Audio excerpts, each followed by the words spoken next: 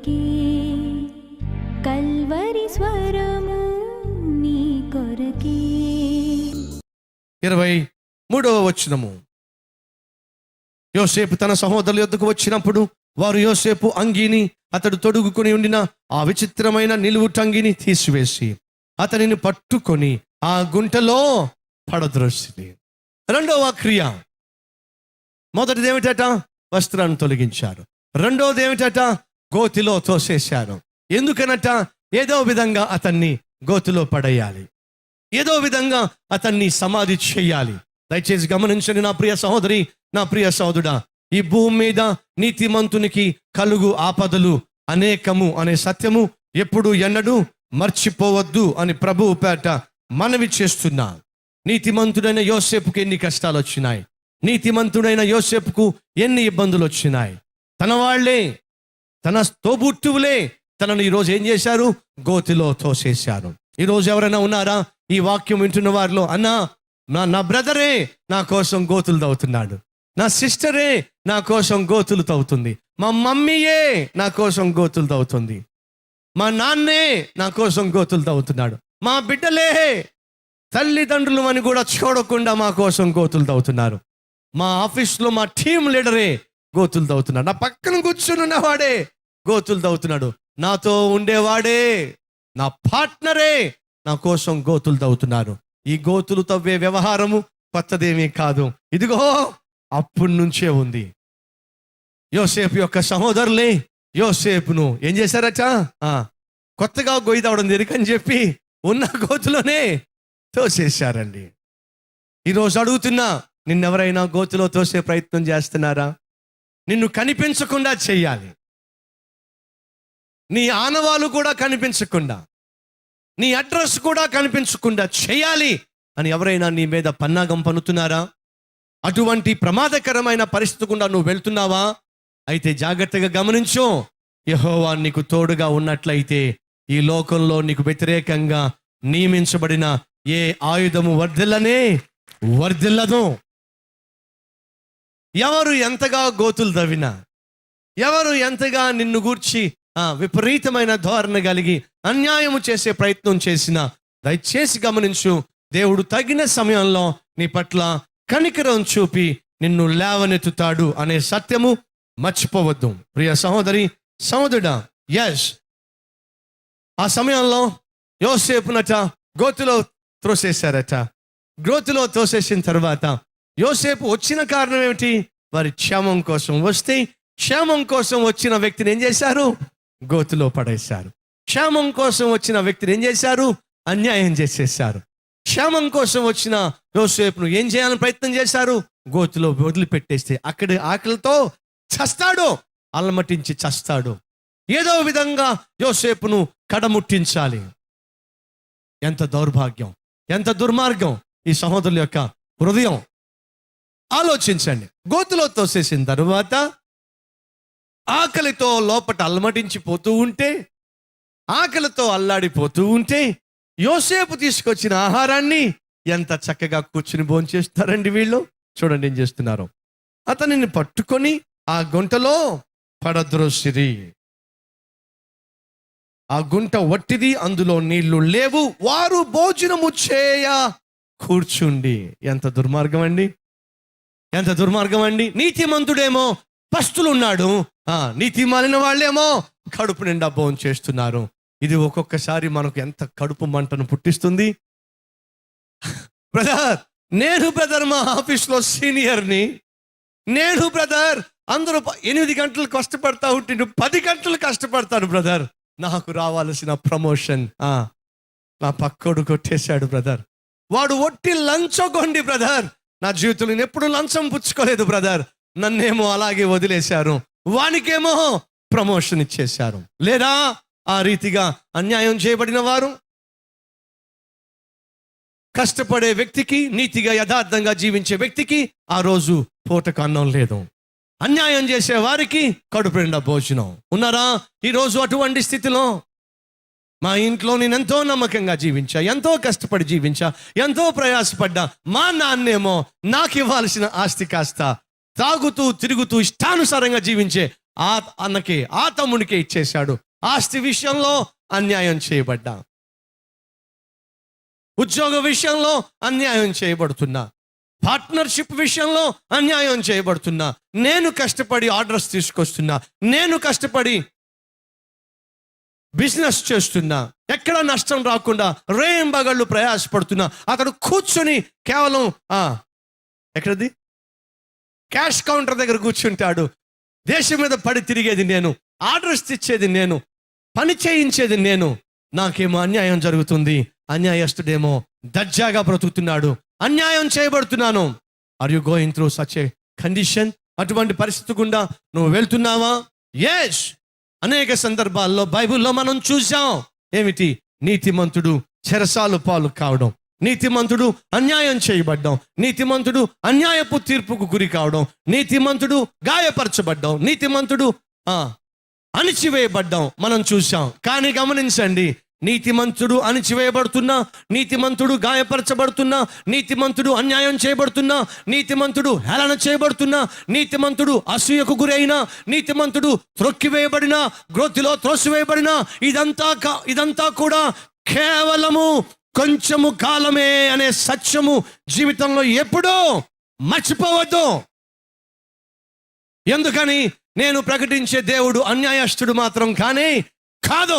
తగిన సమయంలో నీతిమంతులను యథార్థవంతులను హెచ్చించుటకు ఆయన తప్పక ప్రత్యక్షమవుతాడు. తన వారిని ఆయన లేవనెత్తుతాడు. నీ జీవితంలో కూడా దేవుడు నిన్ను లేవనెత్తే రోజు తప్పక వస్తుంది. అది దేవుని చిత్తమైతే త్వరలోనే వస్తుంది. ధైర్యంగా ఉండమని ప్రభువు పేరట మనవి చేస్తున్నా. ఏం చేశారట? నీతిమంతుడైన యథార్థవంతుడైన యోసేపును ఏం చేశారట? గ్రోతిలో త్రోసేశారట. ఏమిటి వాళ్ళ ఉద్దేశం? చంపటమే వాళ్ళ ఉద్దేశం. తెలుసా మీకు? చంపటమే వాళ్ళ ఉద్దేశం. చూద్దాం రండి, 20వ వచనం. What was in their mind? ఏముంది వారి మనస్సులో? వీనిని చంపి ఇక్కడ ఉన్న ఒక గుంటలో పారవేయాలి. అల్టిమేట్ గోల్ ఏమిటి?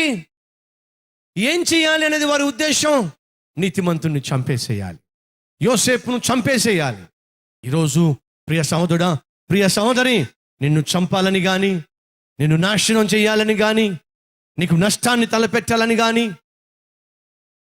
నీకు కష్టాన్ని తలపెట్టాలని కానీ ఎవరైనా పన్నాగాలు పన్నుతున్నారా?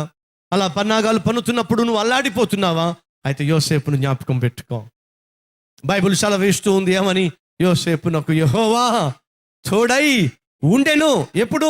కేవలం క్షేమకరమైన సమయంలోనే కాదు, ఆయన తోడుగా ఉండేది మరి ముఖ్యంగా కష్టతరమైన శ్రమల గుండా నువ్వు వెళ్తున్నప్పుడు ఆయన తోడు, ఆయన సన్నిధి మరింత అధికముగా నీతో ఉంటుంది అనే సత్యము ఎన్నడూ మర్చిపోవద్దు.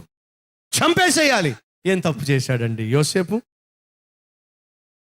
అంతమొందించాలి. ఏ నేరం చేశాడండి యోసేపు అంతగా అంతమొందించబడ్డానికి? ఏ నేరము చేయక పోయినా అతడు మాత్రం శ్రమల గుండా వెళ్ళలేదా? కష్టాల గుండా వెళ్ళలేదా? గ్రోతులో తొయ్యబడలేదా? వారు ఏదో విధంగా అతను చంపాలని ప్రయత్నం చేయలేదా? ఈరోజు ఈ మాటలు వింటున్న ప్రియ సహోదరుడా, ప్రియ సహోదరి, నిన్ను అణిచివేయాలని, నిన్ను గోతులో తొయ్యాలని, నిన్ను సమాధి చేయాలని ఎవరైనా ప్రయత్నం చేస్తున్నారా? ఎవరైనా నిన్ను నిందించేవాళ్ళు, నీ మీద రాళ్ళు వేసేవాళ్ళు, నీ మీద మట్టిపోయాలని ఆశపడేవాళ్ళు ఎవరైనా నీ జీవితంలో ఉన్నారా? అలా ఉన్నట్లయితే నా జీవితంలో నేను నేర్చుకున్న ఒక అద్భుతమైన పాఠాన్ని నేను మీతో పంచుకుంటా. ఒకనొక సమయంలో ఆ గుర్రం చాలా స్ట్రాంగ్గా ఉంటుందట. ఆ గుర్రం చాలా చురుగ్గా ఉంటుందంట. అది ఎప్పుడు పందెంలో పాలు పంచుకున్నా గెలుస్తుందంట. అది ఇద్దరికి ఇష్టం లేదు. ఆ గుర్రాన్ని ఏమైనా సరే సమాధి చేసేయాలి, దాన్ని పూర్తి చేయాలి, అడ్రస్ లేకుండా చేయాలి అని చెప్పి ఇద్దరు కలిసి ఆ గుర్రాన్ని పట్టుకున్నారు. ఎవరు లేని చోటికి ఆ గుర్రాన్ని తీసుకెళ్లారు. ఆ గుర్రాన్ని ఏం చేయాలి? ఇప్పుడు గొయ్యి తీసి ఆ గోతిలో దాన్ని పాతి పెట్టేసేయాలి. కాబట్టి వాళ్ళు ఒక పెద్ద గొయ్యి తీశారు. రాత్రంతా శ్రమపడి గొయ్యి తీశారు. ఇప్పుడు గొయ్యి తీసి నెమ్మదిగా గుర్రాన్ని నెమ్మదిగా నడిపించి ఒక్కసారిగా అమాంతంగా ఆ గోతిలోకి తోసేశారు. ఇప్పుడు గుర్రం ఎక్కడ పడింది? వెళ్ళి గోతిలో పడింది. ఏం తప్పు చేసింది? అది గెలుపు గుర్రం అట. ఏ గుర్రం? గెలుపు గుర్రం. ఈరోజు నా ప్రియ సహోదరుడా, సహోదరి, నువ్వు గెలిచేవాడిగా ఉన్నావు కనుక, నువ్వు యథార్థవంతుడిగా ఉన్నావు గనుక, నువ్వు నీతిమంతుడిగా ఉన్నావు గనుక, నువ్వు ప్రభువు బిడ్డగా ఉన్నావు గనుక, నువ్వు నిజమైన క్రైస్తవుడిగా బ్రతుకుతున్నావు గనుక, నీ సాక్ష్యాన్ని నువ్వు కాపాడుకుంటున్నావు గనుక, సైతాను నీ విషయంలో మౌనంగా ఉండడు. సైతాను మనుషులు కూడా నిన్ను ప్రశాంతంగా ఉండనివ్వరు. ఇది ఆది నుండి నేటి వరకు జరుగుతూ ఉన్న అనుదిన ప్రక్రియే. అలాంటి సమయంలో ఏం చేయాలో ప్రభు పేరట మీతో పంచుకుంటున్నా. ఆ గుర్రాన్నట ఆ గోతిలోకి త్రోసేశారట. వాళ్ళు ఇప్పుడు చేయబోతుంది ఏమిటంటే, గుర్రం గోతిలో పడింది కాబట్టి గబగబా మట్టి పూడ్చి చేస్తే బతుకున్నగానే ఆ గుర్రం ఏమవుతుంది? సమాధి అయిపోతుందట. అది వాళ్ళ ఆలోచన. ఇప్పుడు అన్యాయంగా గోతిలో త్రోయబడిన ఈ గుర్రం ఏం చేయాలి? ఏం చేయాలి? నేను ఏ తప్పు చేయకపోయినా, వాళ్ళని ఎప్పుడు నా కాలు పెట్టి తన్నకపోయినా, నాలో ఏ లోపం లేకపోయినా, చూసారా నన్ను ఎంతగా వీళ్ళు ద్వేషిస్తున్నారో, నన్ను బతుకుండగానే సమాధి చేయాలని ఆశపడుతున్నారు. ఏమిటో నా బ్రతుకిలాగా అయిపోయింది. నా కర్మ ఏంటంట? నా కర్మ ఇలా కాలింది. కర్మ కాలడం ఏమిటో నాకైతే తెలియదు. నా కర్మ ఇలా కాలింది. ఆఖరికి ఈ విధంగా నేను చావాల్సి వచ్చింది. ఈ విధంగా నా బ్రతుకు తయారు అని చెప్పి నిరుత్సాహపడచ్చు. మనలో చాలా మంది నిరుత్సాహపడే విధంగా, మిమ్మల్ని ఎవరైనా ద్వేషిస్తున్నా, మిమ్మల్ని ఎవరైనా దూషిస్తున్నా, మిమ్మల్ని ఎవరైనా హేళన చేస్తున్నా, చిన్న చూపు చూస్తున్నా, చులకనగా భావిస్తున్నా, మిమ్మల్ని ఏదో విధంగా ఇబ్బంది పెట్టాలని ఆలోచిస్తున్నా, లేదా మీరు పైకి రాకుండా అన్ని విధాలుగా అణిచివేస్తున్నా, సహజంగా మీలోంచి వచ్చే ఆలోచన ఏమిటంటే, ఏమని ఆలోచిస్తారు? ఏమిటో నా బ్రతికిలాగా అయిపోయింది, ఎంత కష్టపడినా ప్రయోజనం లేదు, ఎంత ప్రయాసపడినా ప్రయోజనం లేదు, నా కర్మ ఇలా కాలింది, ఇంతే నా బ్రతుకు, ఇంకెప్పుడు నేను ప్రమోషన్ చూడలేను, ఇంకెప్పుడు నేను పైకి రాలేను, వీళ్ళందరి యొక్క మాటలు పడుతూ ఉండాల్సిందే, నా బ్రతుకు ఇంకెంతే అని చెప్పి నిరుత్సాహపడుతూ డిప్రెషన్కి లోనవ్వచ్చు. లేదా మరొక పని చేయొచ్చు. ఆ గుర్రం ముందు 2 ఆలోచనలు ఉన్నాయి. ఏమిటి? నా కర్మ ఇలా కాలింది, నా బ్రతుకు ఇంకా ఇంతే, వారి పన్నాగానికి నేను బలి కావాల్సిందే, వారు చేసే ఆ దారుణానికి నేను తల ఒగ్గాల్సిందే అని చెప్పి ఆ గుంటలోనే పడి చచ్చిపోవచ్చు. లేదా ఆ గుర్రం ఒక తీర్మానం తీసుకోవచ్చు. ఏమిటి ఆ తీర్మానం అంటే, వీళ్ళ పన్నాగానికి నేను తల ఒగ్గను, వీళ్ళ పైత్యానికి నేను లొంగిపోను, నాకు వ్యతిరేకంగా నియమించబడిన ఈ గొయ్య నన్ను ఏమాత్రము పూడ్చజాలదు. వాళ్ళ ప్రయత్నం వాళ్ళు చేస్తారు, నా ప్రయత్నం నేను చేస్తా. వాళ్ళ ప్రయత్నం ఏంటయ్యా అంటే, చీకటి పడి రాత్రి వేళ కదా, గొయ్యి తవ్వడానికి చాలా టైం అయిపోయింది కదా, ఇంకొక గంటలో తెల్లారిపోబోతుంది కదా, తెల్లారిపోబోక మునుపే ఏం చేయాలి? ఈ గుర్రాన్ని పాతి పెట్టేసేయాలి, కనిపించకుండా చేయాలి అని చెప్పి వాళ్ళు చాలా స్పీడ్గా అటువైపు ఒకడు ఇటువైపు ఒకడు ఏం చేస్తున్నారు? మట్టి అంతా పారదీసుకొని ఆ గొంతులో పోసేస్తా ఉన్నారు. ఇప్పుడు మట్టి పోస్తున్నారు దేని మీద? గుర్రం మీద. ఇప్పుడు ఇది ఏం చేయాలి? నా కర్మ ఇలా కాలింది అనుకోవాలా, లేదా ఏమైనా సరే వీళ్ళ యొక్క పన్నాగానికి నేను బలి కాకుండా బ్రతికి బయటపడాలి, నేను జీవించాలి, ఎందుకొరకు నేను పుట్టానో ఆ చిత్తము నాలో నెరవేరాలి అనే ఒక దృఢ నిశ్చయం కలిగిన ఆ గుర్రం ఒక ఆలోచనకు వచ్చింది. ఏమిటి ఆలోచన అంటే, వాళ్ళు నన్ను కప్పెట్టాలి అని ప్రయత్నిస్తున్నారు కనుక నేను ఒక కళ ప్రదర్శిస్తా. ఏమిటి ఆ కళ అంటే, దులుపుకోవడం నేర్చుకుంటా అందట. ఏమిటది? దులుపుకోవడం నేర్చుకుంటా అందట అని చెప్పి ఆ గుర్రం పాపం ఏం చేసిందట? ఆ గుంట్లో ఉంది కదా, ఆ గుంట్లో ఉన్నప్పుడు వీళ్ళు ఏం చేశారు? మట్టి పోస్తున్నారు కదా, మట్టి పోస్తున్నప్పుడు ఆ గుర్రం ఇలా ఉండి ఏం చేసింది? ఇలా దులుచుకుందంట. ఏం చేసింది? దులిపిందంట. ఏం దులిపింది? మట్టి దులిపిందంట. వాళ్ళు మట్టి వేస్తున్నారు, మట్టి దులుపుతుంది, ఆ కాలు మట్టి మీద వేస్తుంది. మళ్ళీ మట్టి వేస్తున్నారు, మట్టి దులిపింది, కాళ్ళు మాత్రం మట్టి మీద పెట్టింది. మళ్ళీ మట్టేశారు, మట్టి దులిపింది. దులుపుకుంటూ ఉంది. వీళ్ళేమో త్వరగా మట్టంతా పోసేశారు. ఆ గోతిని కాస్త నింపేశారు. అమ్మయ్యా అని తిరిగితే ఆ గుర్రం వీళ్ళ వైపే చూస్తా ఉంది. బయటకు వచ్చి ఏం చేస్తా ఉంది? బయటకు వచ్చి వీళ్ళని చూస్తా ఉంది. ఇదేంటి, మనం కప్పేశాం కదా. ఎస్, కప్పేశారు. కప్పడం వీళ్ళకున్న కళ, దులుపుకోవడం దానికున్న కళ. ఈ లోకంలో మనుషులు అనే మాటలు కానీ, వారు నీకు వ్యతిరేకంగా చేసే పన్నాగాలు కానీ, వారు విసిరే రాళ్ళు కానీ నీ మీద పడి నిన్ను సమాధి చేయకుండా ఉండాలి అంటే నీ జీవితంలో దులుపుకోవడము నేర్చుకోవాలి. ఎప్పుడైతే దులుపుకోవడం నేర్చుకుంటారో, సిస్టర్స్, మీ అత్త అస్తమానం ఒక మాట అంటుందా? దులుపుకోండి.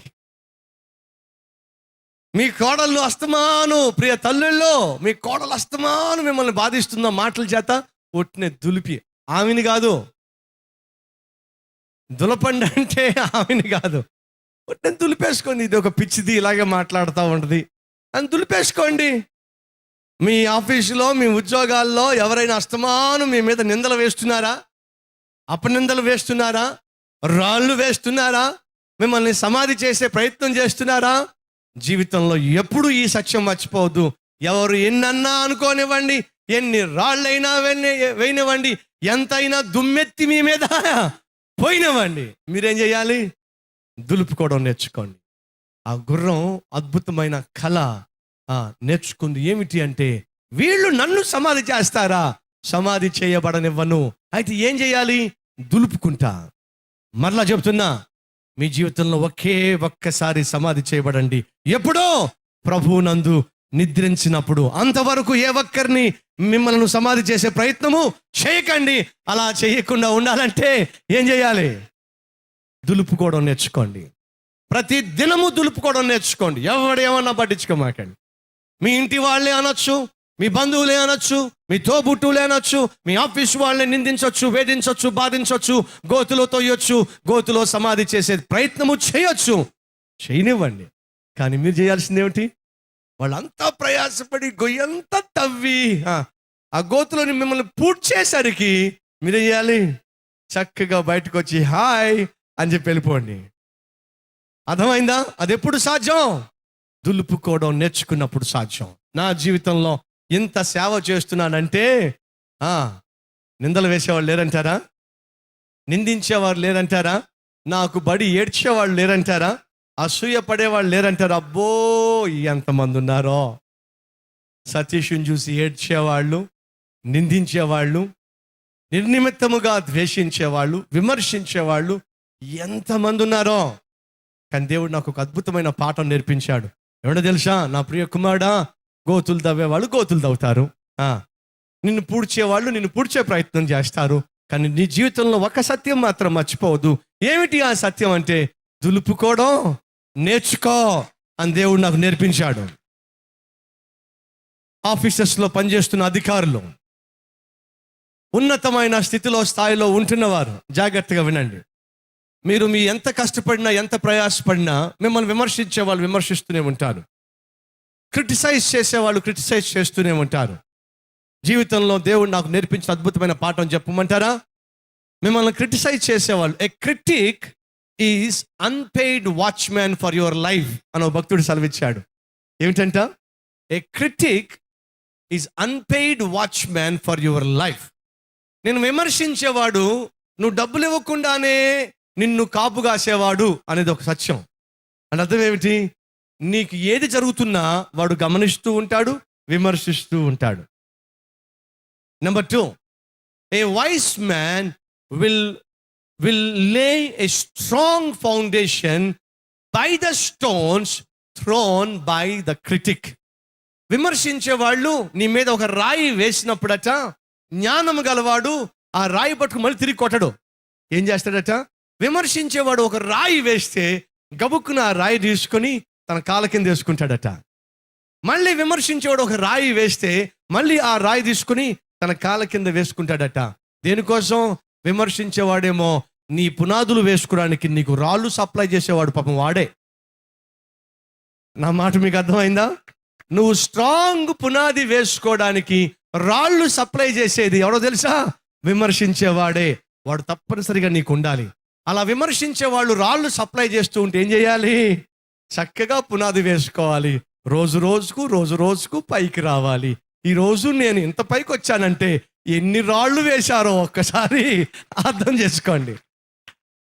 సో నా మీద రాళ్ళు వేస్తున్నారే, నిర్నిమిత్తంగా రాళ్ళు వేస్తున్నారే, నన్ను గాయపరుస్తున్నారే, నన్ను అనరాని మాటలు అంటున్నారే అని చెప్పి ఏడవమాకండి.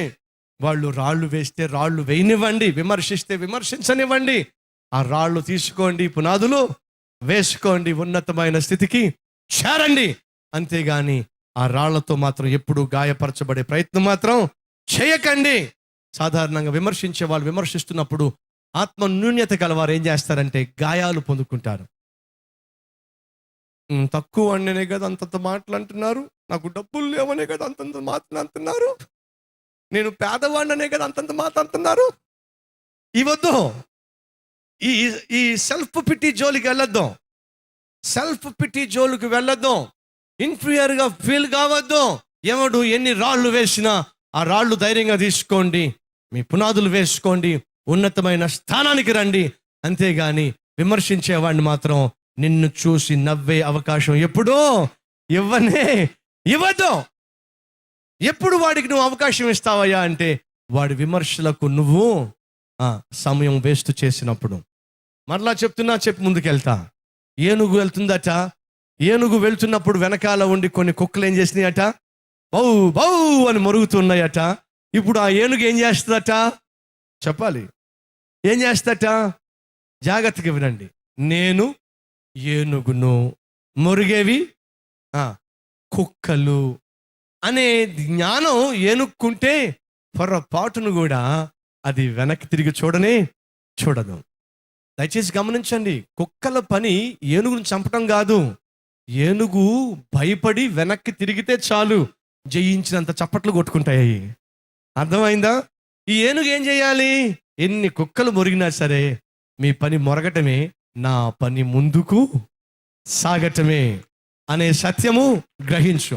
ప్రియ సహోదరుడా, ప్రియ సహోదరి, విశ్వాసమునకు కర్తయు దానిని కొనసాగించు యేసు వైపుకే చూస్తూ ముందుకు సాగాలి. గాని ఎవరో ఏదో అన్నారని, ఎవరో నిన్ను చూసి తప్పుగా మాట్లాడారని లోపల కృంగిపోయి, లోపల బలహీనమైపోయి, లోపల బాధపడిపోతూ భోజనం చేయడం మానేసి, ఆహారాన్ని పక్కన పెట్టేసి, పస్తులు ఉండి ఆరోగ్యాన్ని పాడు చేసుకుని, ఉద్యోగానికి వెళ్లకుండా, వ్యాపారం చేయకుండా, కుటుంబ బాధ్యతలు పట్టించుకోకుండా నీలో నీవు కృంగిపోయినట్లయితే నా బైబిల్ సెలవిస్తా ఉంది, శ్రమ దినమున నువ్వు కృంగిని ఎడల చేతగాని వాడివైపోతావు.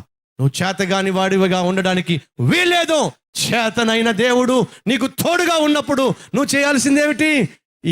ఈ రాళ్ళు, ఈ మట్టి వేసేవాళ్ళు వేస్తూ ఉన్నప్పుడు నువ్వు చేయాల్సింది ఏమిటయ్యా అంటే దులుపుకుంటూ ముందుకే సాగాలి తప్ప సమాధి కావడానికి వీలు లేనే లేదు.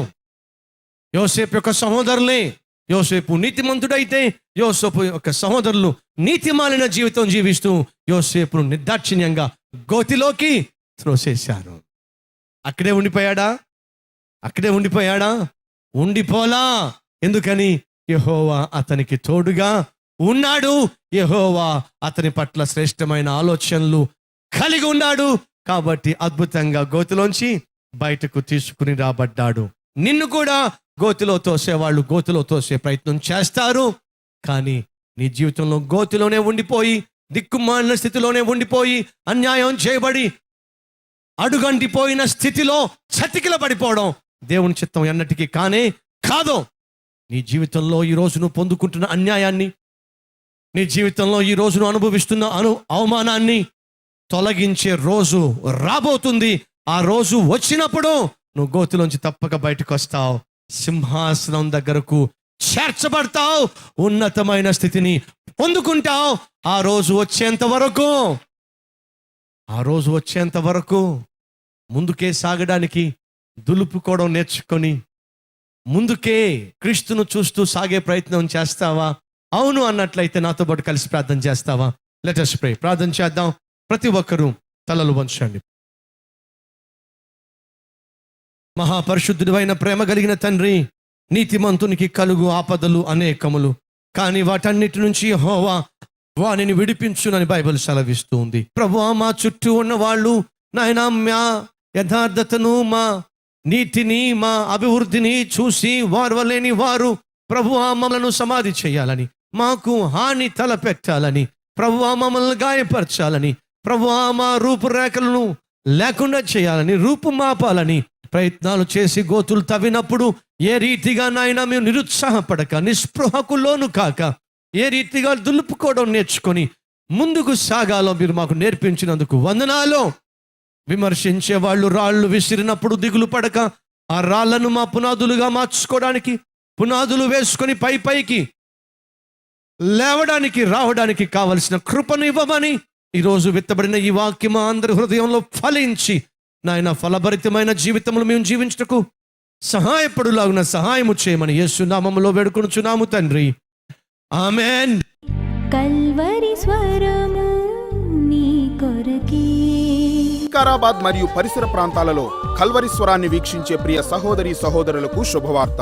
కల్వరి స్వరాన్ని వీక్షిస్తూ కల్వరి స్వరం ద్వారా బలపరచబడుతున్న మీరు ఈ అద్భుతమైన కల్వరి స్వరాన్ని బలపరచాలనుకుంటున్నారా? ఈ కార్యక్రమం ద్వారా అనేక లక్షల మందికి సువార్తను అందించే వారిలో చేరాలనుకుంటున్నారా? అయితే మీకు ఒక అద్భుత అవకాశం.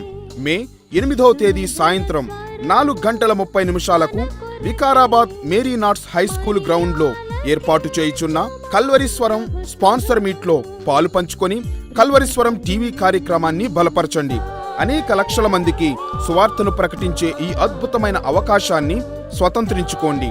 ఆ రోజు మీరు దైవజనులు బ్రదర్ సతీష్ కుమార్ గారిని వ్యక్తిగతంగా కలుసుకొనవచ్చు. అలాగే బ్రదర్ చేత ప్రార్థన చేయించుకొనవచ్చు. అంతేకాకుండా కల్వరి స్వరాన్ని బలపరుస్తున్నందుకు కృతజ్ఞతగా ఒక మెమోంటోతో సహా సుమారు 7,500 రూపాయలు ఖరీదు చేసే బహుమతిని మీ ఆత్మీయ మేలు కొరకు పొందుకొనవచ్చు. అంతేకాకుండా ఒకవేళ మీరు కోరుకున్నట్లయితే దైవజనులతో ఫోటో తీయించుకొనవచ్చు. ఈ సువర్ణ అవకాశాన్ని సద్వినియోగపరుచుకొని కల్వరి స్వరాన్ని బలపరిచి బహుగా దీవించబడవలసిందిగా కోరుతూ ఉన్నాం.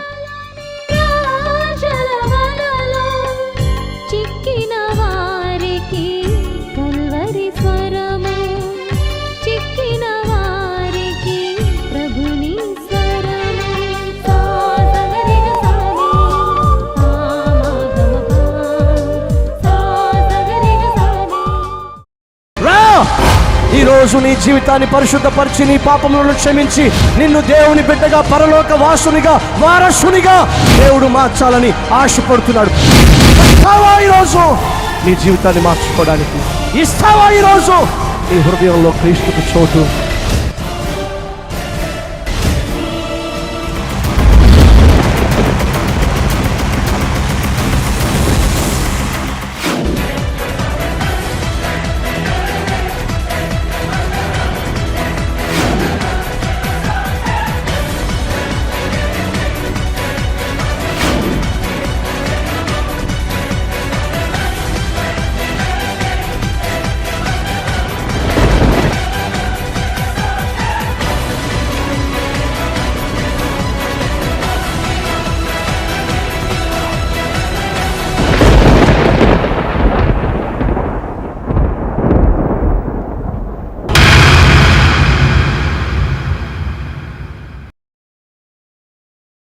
Address Calvary, post box number 30, Kukatpally, Hyderabad 72.